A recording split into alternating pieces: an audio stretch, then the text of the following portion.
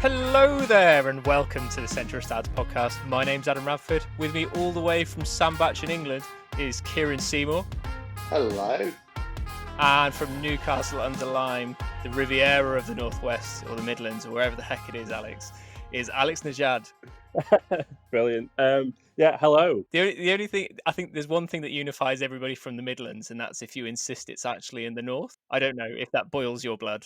I like to say that we're in the North Midlands, not the West Midlands. But The North Midlands. I suppose no one knows where it is, and we get confused with Newcastle upon Tyne all the time. So one of life's great unsolved mysteries. And Kieran, we're on social media now, aren't we? Yes, we are. We are indeed. I've been busy setting up social media channels this week. We've entered Facebook and Twitter, and we've amassed a huge following of over 20 people on Facebook, which is jokes aside, that's a good start. Follow us on Facebook. Just type @Centrist Dads. And same on Twitter @Centrist Dads. We'll obviously post when we have the latest podcasts out there, and you can fire any questions or anything you want us to discuss as well. We're available on all good streaming platforms for podcasts, and please do just rate us, like us, subscribe, leave a review. You can throw it our way if you want. Be positive, ideally, but please do just like, review, listen, and spread the word about the Centrist Dads. If there are any complaints, just like @Kieran and send them all his way. Don't at me. He's more than happy to take all of those. Speaking of Trump, Alex, I think you've got something nice and meaty and Trump flavored, which sounds worse the more I think about Trump flavored. You got something relating to him to kick us off, I think. yeah, so I think it's important to just go through before the inauguration, the Biden inauguration, was the end of the Trump presidency, and he had his military ceremony where he waved goodbye to his presidency, and he told that all his supporters, the tickets that he gave away, which was offering 5 free tickets, that told you everything you needed to know about that farewell ceremony. And he told that his supporters that goodbye, we love you, and we'll be with you wherever you go. So I think that's the worst thing is about it, that Donald Trump does feel like he is a part of us all now, and it's been one hell of a ride. I mean, when you look at his inauguration speech, America First and American Carnage, which was absolutely stunning in terms of inauguration, in terms of a speech. And that's how really the die was cast, I feel, with the whole of his presidency, which was just carnage in itself, a dire period in American history, modern American history, you have to feel. And you look at you have to look at the actual end of the Trump presidency and the federal government in terms of the federal administrative process in terms of America. It's a mess. It's America's more polarized. He's spread misinformation. He's botched the federal response to the pandemic. He's sought to erode the faith in democracy. He's tried to overturn the election results since November, and he's done nothing else in between then. And over 400,000 Americans are dead. So I mean, it's been one hell of a ride for the guy. I thought he said he was like the best president ever, maybe with the exception of Lincoln. Was that the line? I don't know. I mean, He'd done more for African Americans than any other president, maybe with the exception of Lincoln. Actually, I think that's where I'm getting confused. I don't know. I mean, he's probably compared himself to Harrison Ford in Air Force One. Or the President in Independence Day. I was under the impression that the outgoing president always attends the inauguration of the incoming president. Alex, you know more than me. Is that sort of the protocol? Is that what's done? It's not a protocol, and you've got to look at it this way. The last time this happened was Andrew Johnson. He snubbed the inauguration of his successor, and you've got to look at it in this way, that he thinks that he's achieved all these great things now, but that history does not look upon one-term presidents kindly. And I think the history will look upon him too kindly, with him snubbing the inauguration. It makes him just look very petty and just a very immature move, really. One of the fascinating things I found to read about was QAnon, is that how you pronounce it? QAnon? I don't know how they pronounce themselves. The uproar from that movement this week was fascinating. I didn't go on the Parler app or anything. I'm pleased to say I'm not a member, but I did read a lot about it, and then apparently there was absolute uproar amongst them, saying they feel that they've been stabbed in the back. The great moment didn't come when the inauguration happened. Everything was shut down. QAnon were going to storm and and seize power, and nothing happened. And it's just fascinating it's going to be fascinating to see what that movement does now. The whole point of conspiracies is that they'll just make something else up, and facts are irrelevant. He's just gone out with such a whimper, really, compared to the last 4 years. I was looking at photographs of key moments from the last 4 years, and you kind of look back at it and just go, did that really happen?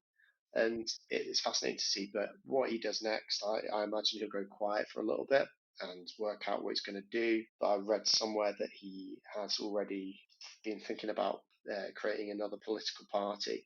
One of the names I saw floated around was the Patriot Party, which might have some implications for the American football team, the New England Patriots, because I don't know if they'd want to be associated with the Donald Trump political party. But that throws up some fascinating prospects of what does that mean for the Republicans.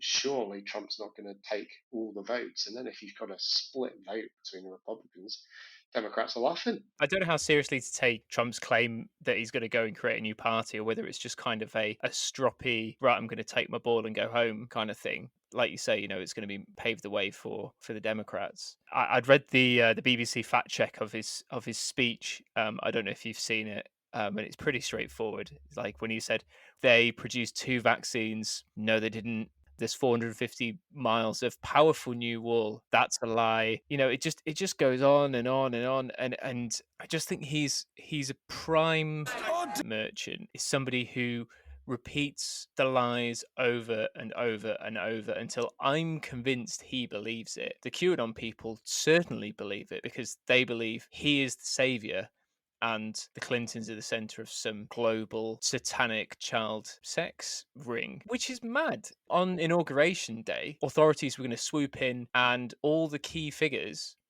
in this conspiracy, the Clintons and even now the Bushes, they were all going to be executed on orders of Trump. Yeah, they were in complete disarray when that didn't happen. And I just got to wonder, like, the electoral coalitions that you make. I know last time we spoke about the electoral coalitions that the Tories made at the last election. Is this going to be a significant enough voter base for the Republicans to try and placate in the future? The QAnon conspiracy theorists who have been obviously going online and saying, well, we've lost family, we've lost friendships, people have turned their backs on us because of the conspiracy theories that we've gone along with. And we've been patriots, and this is how we're being treated. But you've got to look at the only Republican congresswoman who is also a QAnon supporter and subscribes to those theories is Marjorie Taylor Greene. And she has today released a video saying that she's filed an impeachment article against President Biden. Crazy, isn't it? I mean, For what? What has he done?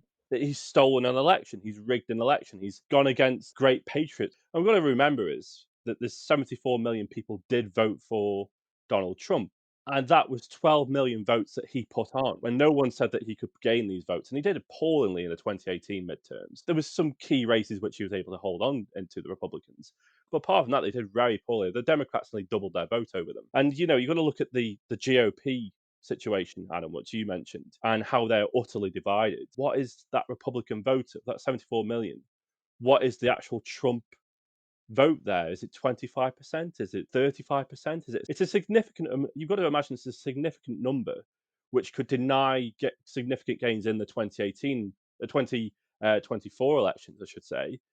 And you've got to look at Mitch McConnell, Kevin McCarthy, Mike Pence. They all did not attend Trump's farewell ceremony, and they chose to go to the President Biden inauguration. The guy is now just an isolated figure. He's got no Twitter, no Facebook, facing charges from the Senate, and he could well, if he is impeached and does face charges, these are very significant, and he could be barred from holding or running for public office again. And his party is just utterly divided with this. So it's not automatic already to say that the Republicans are going to automatically make gains if they're divided in the elections in 2 years' time. How much of a contrast was Biden's incoming speech to Trump's outgoing speech? It's quite sad, this. As I was listening to it, I kind of had a bit of a goosebump moment, got a bit, not emotional, but when you just get a bit like, where did that come from? And I think it was just finally just a president that we don't have to worry about for 4 years, and it's over, and you can't just rig the system and call electoral fraud when there isn't any.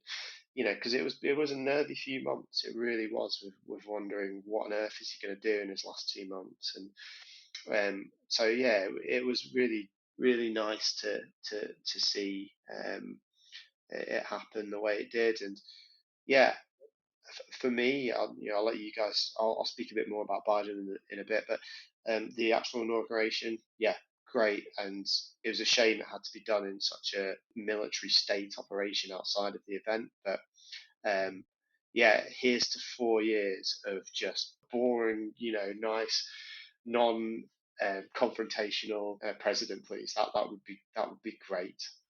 I don't know if I'd say he's setting up for a boring 4 years. I'd say less volatile than Trump, more predictable. He doesn't sort of decry things as being fake news and alternative facts and any of this nonsense, which is more damaging than I can possibly adequately put into words. Completely eroding sources of authority because then everything's on the same playing level. And then you get people believing Trump is going to save the children in an international satanic paedophile ring. Because why can't that be true? Because why should we trust authoritative sources? The coverage in Spain was really quite interesting. He has an approval rating, not that he would care, amongst Spanish citizens of about 11%, and they're almost all voters for the far right party here, Vox. Even the Conservative Party in Spain, supporters of that party really don't like him. When he was getting in Marine One to leave the White House, there was a problem with the microphones, and it was just picking up the helicopter engine. And they said it doesn't really make much difference anyway because there's going to be nothing of substance to what he's saying. This is on the news. There's going to be nothing of substance to what he's saying because it's all going to be lies because he's upset that he's lost. Was pretty much the gist of what they were saying on this news channel. And yeah, I could obviously I couldn't hear what he was saying. I could see his his mouth moving, so I presumed he was talking nonsense. I could just about make out his little hands if I squinted. But he's gonna go down, I think, it's just the guy who couldn't accept he had lost. Maybe they're just not that into you, Donald. I think he'll take this resentment to the grave that the election was stolen from him. When Alex was speaking about him saying, I love you, we love you, you're very special, it is so disingenuous. He doesn't give two about the people he's addressing except for winning their vote. Otherwise, he would have enacted policies that would have actually helped them out. He wouldn't have given tax breaks to only the very richest, for example. He wouldn't have threatened the healthcare of the very poorest. Like he's really not the people's friend. And you think, God, I don't know where to begin with how much I loathe. He's not the people's friend. He's the people's fiend. Ooh. You were saying, Adam, there about the Spanish voters and obviously in Spain, and that with the Latino voters in Florida, which obviously have turned Florida into Trump country now because of the perceived connotations of Democrats being radical socialists, and obviously that makes them communists, which essentially makes them friends with Fidel Castro. So Trump has successfully engineered that vote in his direction. But I think it's important to notice as well with the Biden inauguration, such a sore uplifting to hear Amanda Gorman, listen to her. Obviously, Kamala Harris, who is now the first woman vice president. It was such a historical goosebump moment, and it was just brilliant. Unity at the heart of the Joe Biden speech, and how he needs to use unity in the challenges ahead, in the years ahead, whether that be tackling the pandemic and the climate emergency as well, which was Trump neglected, and unity is obviously going to be needed to successfully get these things, get the all this in place, as well as tackling the white supremacists and QAnon. He's going to need all these strong words, and the USA needs to be once again. I know it's very cliched, but as Ronald Reagan used to call it, the shining city on the hill. It isn't that anymore. I mean, I'm not obviously a fan of Reagan, but historically, but it needs to get back to being to a place where untruths are challenged and the truth is accepted, common understanding of what's right and wrong. And I think America needs to get back to that place to restore its faith in its politics. He's obviously made big promises with his speech of being a president for all Americans, and whether he's able to successfully be the president that can be a president for those that voted for him and did not vote for him, because President Biden, he's got commitments, and he's got commitments to honor with the more progressive and left wing members of the Democratic voting coalition that obviously associated with Alexandra Ocasio Cortez and Bernie Sanders' voters.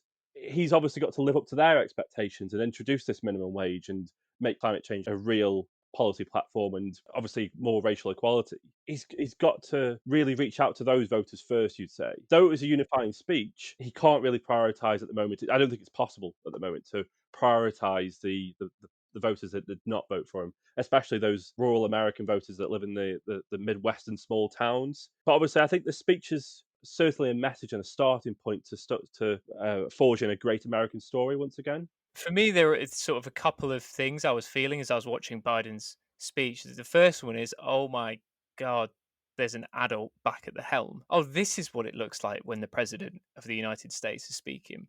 Because I know that we can wrangle about, the rights and wrongs about America being the world's police, and the reality is, if they're not the world's police, somebody else will step up and take that role. Russia, China, they can't go back to being isolationist, whether deliberately or just through alienating all of their allies, which is what Trump was doing a very good job of. If you're not sycophantic, if you don't toe the line, he'll alienate you. Look at what he was saying about funding for NATO. So the first thing was, yeah, thank goodness there's an adult at the helm. The second thing is, I'm really excited to see what America can become in hopefully a pretty short space of time. When it comes to fighting climate change, it can't be done without America. Vast resources and the intellectual and the engineering know-how of America can really see it lead renewable energy production, research, when it comes to international aid and peacekeeping. Like, it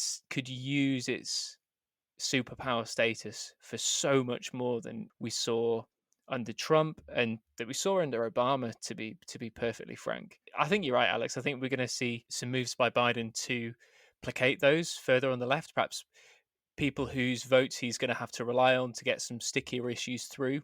He can try and win them earlier on with some hard-hitting policies. Like the fact that the federal minimum wage hasn't budged for donkey's years is appalling.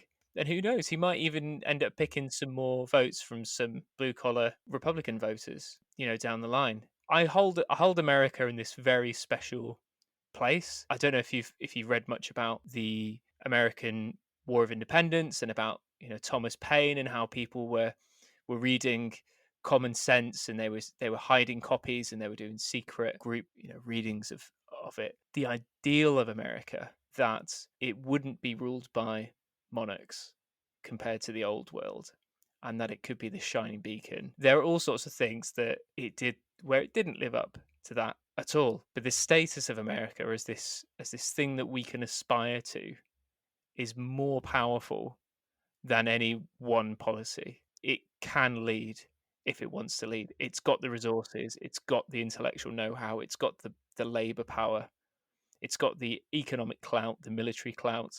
Yeah, well said, Adam. I think that's a really good summary, to be honest. My kind of final points on it would be that, yeah, you're right. Boring's the wrong word.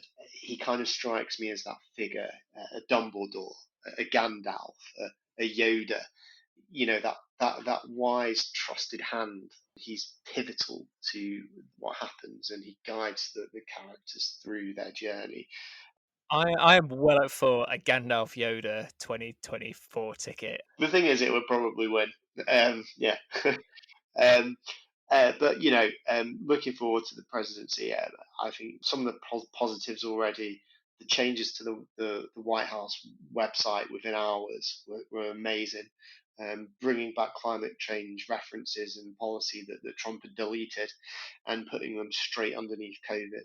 I think as international, not Americans, that's what we want to see. We need America to lead on climate change. I think we've all said it.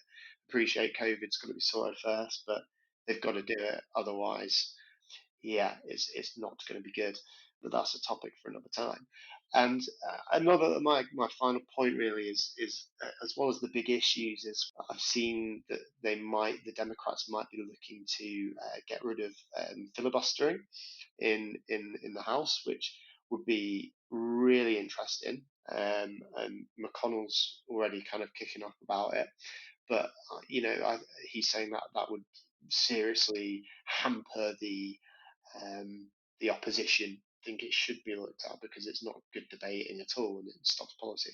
And also another question I'm really interested in is the Supreme Court, and whether, because they've got the balance of power, and well, they've got more than the balance of power, they hold the power in all three institutions, and whether they look to even that out by adding a couple more Supreme judges, which I would think is a wise move, but I'm sure there's plenty in America who would disagree. Is this packing the courts? Is it because you can add more Yes, judges? packing the courts, yeah. Is there a risk though? We had 2 judges this time. The Republicans come in. We'll add 3 judges. The Dems come in again. We'll have 4 That is judges. a risk, but I think it's going to probably depend on how the Supreme Court perhaps behave, and if they start blocking things or being difficult, that's when I think you might see it. I don't think he'll just do it, but yeah, that is a danger with it. Absolutely. Maybe we'll see some retirement from a couple of the older Democratic judges to make way for younger ones, because Trump's Supreme Court nominations they're all young. They're all young. They're going to be there for decades. The risk is, that we don't know what's going to happen at the ballot box in 4 years' time or 8 years' time. I would bet my right arm that Supreme Court justices are gonna die from old age because they're getting on. And if a Republican's at the helm when they die, they're going to put in a conservative judge. Cash your chips in now, retire, make way for a successor. Maybe say for the outgoing judges, do you have anyone particular in mind? I wonder if that's more likely to happen. If I'd be worried about packing the court would end up with inflation. We'd see this back and forth and back and forth. That sort of instability and inconsistency in the most powerful court in the land, I think, is something which would be best avoided. Do you think that is Trump's enduring legacy, that he had 3 picks for the Supreme Court? Picks that are for a generation, and these are uber conservative picks that he chose. Let's not forget Brett Kavanaugh came with a lot of baggage. Amy Coney Barrett there was a lot of bad blood with her pick. Do you think that's his? Do you think that's his enduring legacy, really? Yes. Yeah, no, very well could be, because that is one thing that's definitely going to stick around for a long time. It's a good point with having more progressive, younger Supreme Court picks, that perhaps that's an opportunity for the Biden administration. I think, just to stick with the analogies, I mean, it just felt like such a relief, didn't it, with the Biden as he was sworn in. It did feel like the empire had just been defeated and the emperor had just been thrown down to the basement from the Death Star, and the Death Star had blown up. It felt just liberating, I feel. It just felt like a weight had been off everyone's back. And I think, just to go on your point about the foreign policy positions, I think we've already seen a reset with certain foreign policy stances, rightly or wrongly. Obviously, there's the Iran situation. There has to be a reset with that. The tone needs dialing down. How will Israel react with that if the Biden administration goes down that route?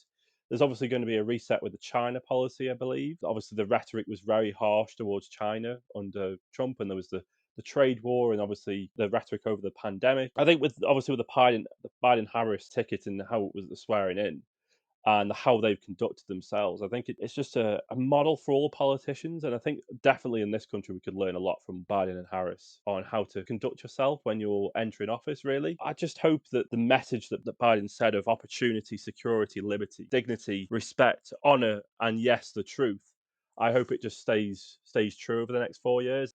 Hopefully we don't get back to a situation where we fall back into the 2016 trap, which saw the rise of a populist strongman in Trump. Yeah, maybe this is maybe that was the high watermark for that sort of politician. If the American electorate can see, do you know what? Not jumping up and down and shouting bar at everybody is quite nice to having a president. And there's going to be this sharp contrast between the two. We're more respected in the world. We feel like we are the shining beacon on the hill now, whereas before it was a very much aggressive America first because we say so. Whereas America can be first on its own merits, on its own economic superpower status, on its own ingenuity. America can be first without any contest, but phrasing it's going to be America first and making it a sort of a way to dominate and a really sort of aggressive way of speaking. Really hoping that at least some of the people who voted for Trump, those that perhaps held their nose and voted for Trump, will be more inclined to back whoever it is, hopefully Kamala Harris in 4 years' time, and will consider voting for them instead because they can see, okay, this is what a sensible, rational president behaves. I think we've seen a period in about 2017, every election that was coming around in every major Western democracy, like Austria and France, people there was always on a knife edge. Everyone was like, "Will it happen again? Will the far right party get in?" And they didn't. They didn't get in. I don't think the strongman politician that's been elected in a few countries lasting. I don't say it lasting because you look at Trump. He has been defeated, and he got defeated by a guy who Trump said that was Sleepy Joe and all this. But he still lost to him. And in Brazil, look at Jair Bolsonaro. He's had COVID himself, yet he's a COVID denier. I mean, it's just these people are getting found out. I mean, we discussed about Trump's policies and what he's implemented. He didn't do anything. He cut ties with things and he ended agreement that he just didn't like. And he brought in a tax bill. That's the only thing that he achieved. And they've all been overturned because Mm. that's just how shallow they were. He was too lazy to even implement these things through proper legislation. He was too lazy to reach across the aisles, as they call it in America. Do you know how hard it is to reach across the aisles when you've got to fit in 18 rounds of golf? Well, exactly, exactly. But 18 rounds of golf? A round of golf. 18 rounds of golf is extraordinary. you look at history to obviously to guide you. Look at Reagan's administration. He worked across the aisles. He engaged with Tip O'Neill, the Democratic Congress leader, and they had some famous battles. But they worked together. They worked well together. It's only obviously we've seen now is more polarized at the moment. But I suppose the strong man I think is on the way out. Right. Shall we bring our attention to closer shores to what we can expect from Labour and the Tories in 2021, because there are some tasty contests this year. We've got the Wales Senedd, Scottish Parliament, quite a lot of local elections in England as well. We've got the London Assembly elections, the London mayoral elections. There's just mayoral elections across the country. So obviously, some that are quite marginal. Obviously, the West Midlands mayoral election. Andy Street, that's up for election. He's got a tough battle against Liam Byrne. Tees Valley mayoral election. There's obviously some really key races. It's whether they go ahead or not in May is the big question. They will have to go ahead, obviously. Whether that is pushed back to more of a September, October time when more people have got the vaccine. I wonder if there would just be a real big push for postal votes, though, like a real push about saying, right, this is going to be, the responsible way to vote is postal voting, guys. Let's do it. And if there's a real big push to try and boost turnout as much as possible, because we see pretty dire turnout in English local elections as it is, let alone during times like this. I suppose the argument there, you could say that America successfully had huge elections in the middle of a pandemic. It was a record turnout. Considerably more people came out to vote at this time in this election cycle in America. Could you not argue that if people are vaccinated by October, elections could go safely ahead? Perhaps if obviously local authorities are given a lot of warning now, plans can be put into place about cleaning down the polling booths and things like that, and learning from other countries that have had elections and seeing what they did. You don't hear about an election that's happened where people have been at a huge COVID spike. Knowing the look in this country, it would probably happen here, but I mean, it's Yeah, and coming to the parties, Labour and Conservatives, I thought it might be good to do something about one reason for optimism, one for concern, and a bold prediction for the year for both of them. So I'm happy to kick things off. So starting with the Tories. So one reason for optimism, I mean, I don't see how you could have anything other than the vaccine for COVID, because clearly it's all that they've been able to do so far is handle the crisis, and they need it to work. And so far, like you have to say, there's not been any large as there has been with most of the other pandemics. So far, kudos for doing. They're on track to what they said they would be. I guess moving on to the concern, COVID, the fact that these new strains that seem to be emerging and variations, the vaccine might not work for them. That's very concerning, and that really needs to. I mean, in my view, COVID's going to be with us for a very long time, and we're going to have to learn to deal with this. That's concerning for them because, especially within their own party, there's huge pressure with, lifting restrictions as soon as possible, and I think that's going to be a real issue for Boris Johnson. My bold prediction for the Conservatives in 2021, a cabinet reshuffle. Might not be that bold actually, but That's a very safe. I thought you were going to say something like we finally find out how many children Boris Johnson has. I really chickened out of that hot take. So My bold assertion is that there's going to. they're going to get rid of Gavin Williamson. This is a man who has a tarantula in his office. Yeah, he's I think my favourite thing about sort of what Tory MPs have in their office is Tom Tugendhat, who we've spoken about before, not on the podcast. For all the faults of Conservatives, I think he's reasonably sensible, but he writes in Arabic on his whiteboard to stop people stealing his ideas. Basically, wow. he was in the intelligence corps, so he's fluent in Arabic. So he If Biden is the Gandalf of Lord of the Rings, Gavin Williamson is definitely the Wormtongue.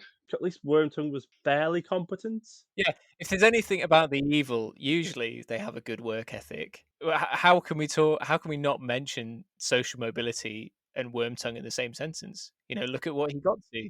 I guess I'm coming at it from a slightly different angle with the Tories. My optimism is more that we'll see a bit of a collapse towards polling day in Tory popularity, because hopefully we'll see a resurgent Labour under Keir Starmer, who's actually a proper adult and it strikes me as a very, very impressive Prime Minister in waiting. I've got innumerable reasons to be concerned about Boris Johnson's Conservative Party, because it's not this one nation Conservative Party that he was telling people at the polls.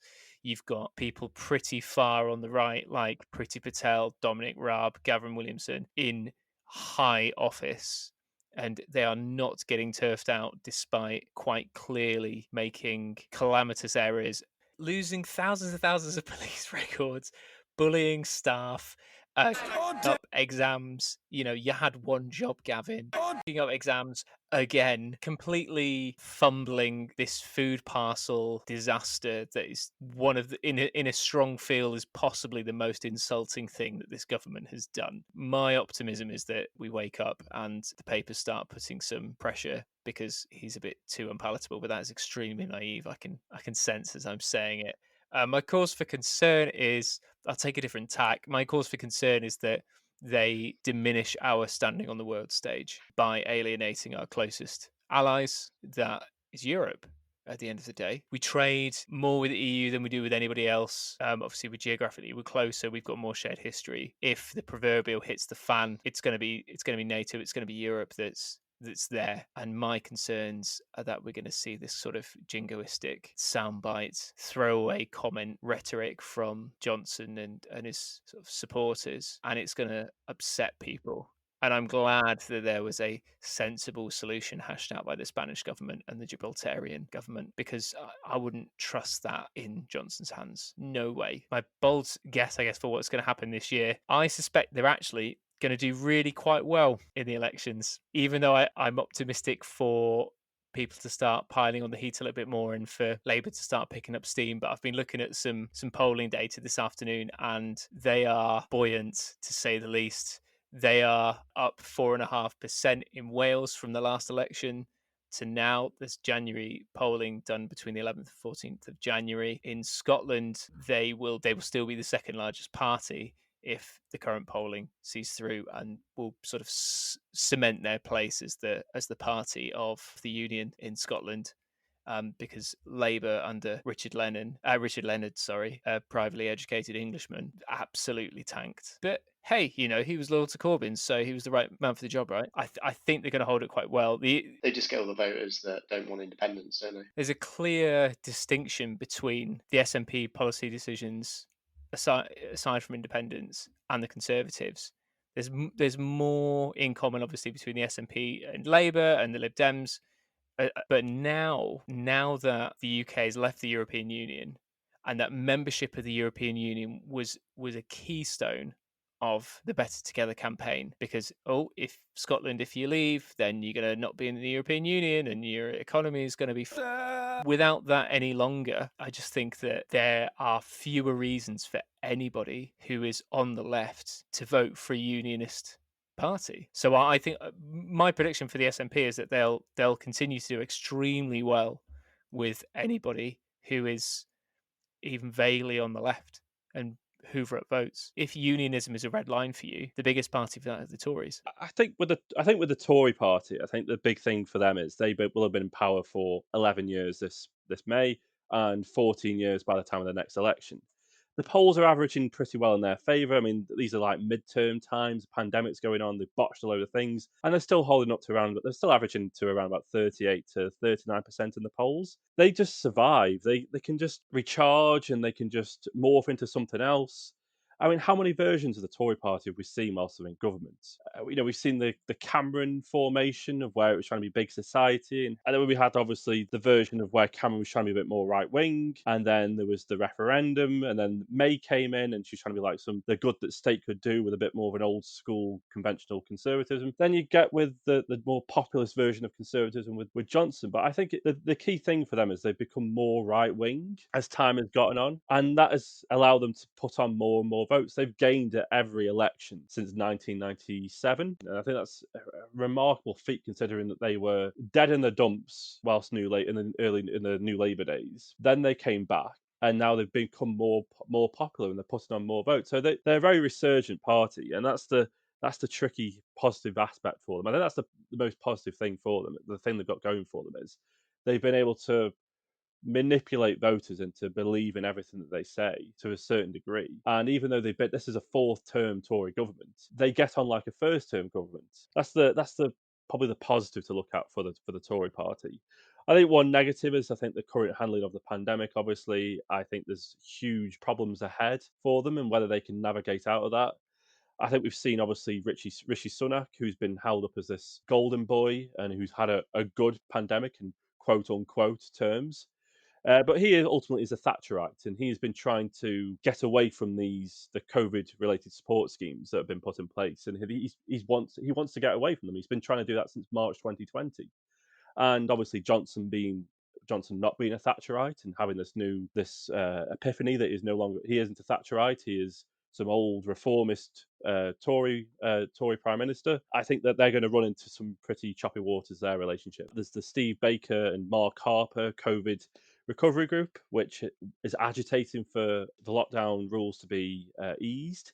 And I don't see how that's sensible with the current recommendations, how the virus is going.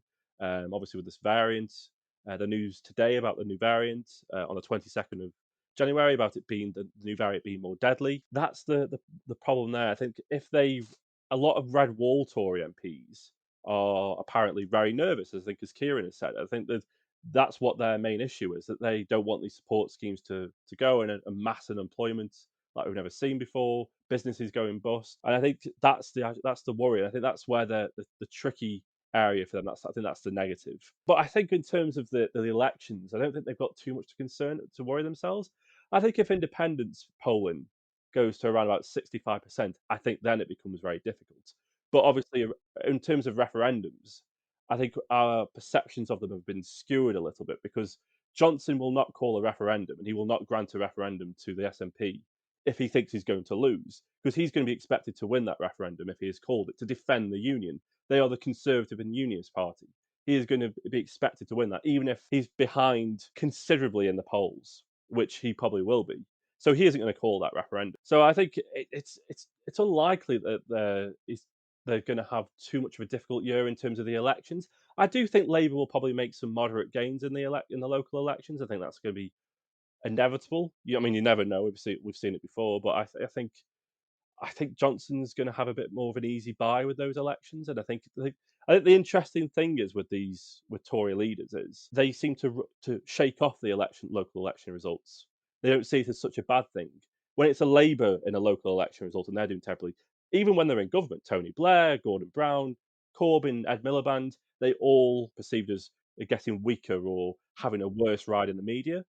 And I think in terms of like, just go back to my point about referendums and how that's been skewered, our perceptions.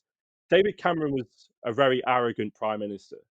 And you could see that with the we can do a podcast on this probably, all Etonian confidence and hubris and arrogance. Because David Cameron called the Scottish referendum and he called the EU referendum. He didn't think we were going to lose both. But that was his arrogance really and his shallowness and not really thinking far ahead. The Scottish referendum, though won comfortably, had a very rocky moment. And the European referendum, obviously, I think we were always going to lose, always Remain was going to lose that. I still cannot get my head around the fact that he said, don't worry about this European referendum that I've put on the cards. I'm not going to win a majority. I'll have to partner up with the Lib Dems again. And I'll say, made me put this on ice as part of forming a coalition. Is there a more reckless thing that a prime minister post-war has done than that to win, what, 10% of the electorate? Imagine if that was a Labour Prime Minister trying to keep on side Middle England in the Daily Mail. When they're in government, Labour Prime Ministers, you look at Blair and Brown, certainly Tony Blair, even with his huge majorities and his huge wins, he walked very carefully. He was very cautious in his approach and not trying to the Middle England votes, as we saw it in the Daily Mail from having a go at, and the Sun. Whereas a Tory Prime Minister can get away with these things. That arrogance, really, that certainly a public school Tory Prime Minister can get away with those things. They have that sort of hubristic mindset and that arrogance to them where they can't really be challenged on. It doesn't really matter to them whether they're called a referendum on Europe or a referendum on the sake of the Union. It's just very shallow, vain purposes. So, I mean, I've reason to be optimistic. The Tory party are survivors. They can resurge morph into anything that they want at any given time. They've been able to do that in a very short space of time when it's needed to be for electoral purposes. Bad side, I think, obviously the response to the pandemic. I think also that a bold prediction for me, I think I'm probably just going to say it just for the sake of it. Johnson not being Prime Minister, but I think that's very Ooh. unlikely. 2 letters have been handed in to the 1922 committee chair. You never know. Who takes his place? Jeremy Hunt? Maybe Hunt's not a bad shout, actually. Been pretty good as select committee chair of health, I have to say. Govey Gove will no doubt be there, as always, throwing his hat in the ring. Yeah, well, that would be spicy. I do agree with you. I would go on that by the next election, it will not be Boris Johnson leading the party. But yeah, who knows? Maybe it will be this year. Have you heard the wasp cake analogy by David Mitchell? One of the times he was on Have I Got News for You, and he says, like, when you go for a picnic and you get everything out, and there's always something that the insects just gravitate to. Like, there's a cake that the wasps go to, and you're like, okay, the wasps are happy with the cake over there. They could have that cake because whilst they're eating the cake, they're not interested in the rest of the picnic. That's fine. That's the wasp cake. And the point he was making that at the time that Prescott was the wasp cake of Labour. And I suspect Boris Johnson could be the wasp cake of the Conservative Party. As long as the people who've got problems with Boris Johnson keep it personal about him, he can absorb all of that criticism. And then when he's kicked out of the door, nothing will stick. Nothing will be about the policy of the party. This party, which has dragged us out of Europe with a last minute deal that completely undermines the just-in-time logistics necessary for manufacturing in this country, for any sort of international supply chain, and played with European citizens' rights as bargaining chips. And this government risked the union, and this government has handed money hand over fist to any firm to make PPE, including a sweets firm and including companies that had never made it before. And they've ran off with hundreds of millions of pounds of taxpayer money, whilst at the same time giving private companies £30 to buy £5 worth of food, like we spoke about last time. This is all this government's doing. They've had all the cards for a long time, and they've an overall majority now that Cameron could only dream of, and it's in the hands of Johnson. He's just banter because he's been on Have I Got News for You. No, I think people are gonna treat it like he is the person who is culpable for the government's mistakes, and that will make it very appealing for the Conservatives if they go down in the polls to a resurgent Keir Starmer, to say, right, okay, Johnson looks like a bit of a clown. in front of Keir Starmer. Let's get rid of him and let's get an adult in. That is my concern. I think the criticism has to stay on this government's track record, which is not the best, to put it mildly, and has failed the most vulnerable people in society and have alienated our allies and all the rest of it. This happens when Boris Johnson got elected. The disastrous Theresa May years with the failed negotiations, the loggerheads in the Commons, and utter chaos. And Boris Johnson comes in. That wasn't me. That wasn't my Conservative Party. I thought it was just really interesting, actually, Adam, when you were saying about everything that the Tories have done whilst they've been in power. And it's a problem for Labour, I think, at the moment with the Tory parties. There is a perception out there, I think, within the media. I don't subscribe to all this the mass media being against progressive politics or anything like that, but I think it's much more difficult, evidently. There is this perception in this country that the Tories run things better than anybody else. The evidence is to the contrary, really, over recent years. And by recent years, I mean over the last decade. It is very difficult for Keir Starmer where to go for. And I think he needs to look to, obviously, Blair, Wilson, Attlee, look at their persuasive approach at the time, that particular time in history, where they offered a story of renewal and change. Keir Starmer really needs to tap into that. And unfortunately, for many, many reasons, his predecessors were not able to tap into that. Okay, well, I feel like we could talk about this for hours and hours and hours and hours and hours, but we're gonna have to call it a day there. Thank you for listening. We've been Centrist Dads, not all centrists, not all dads. Find us on social media, on Facebook, on Twitter, and give us a like.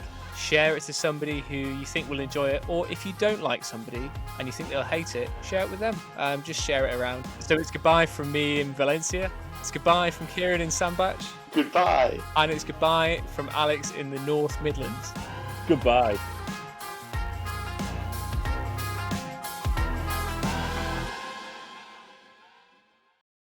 Dishy Rishi, help out to eat the virus. Was it help out? Dishy. This is going at the end after the music is played. Yeah, This is going in. Dishy Rishi and his help out. Eat out to help out. Sit or die. Me sideways.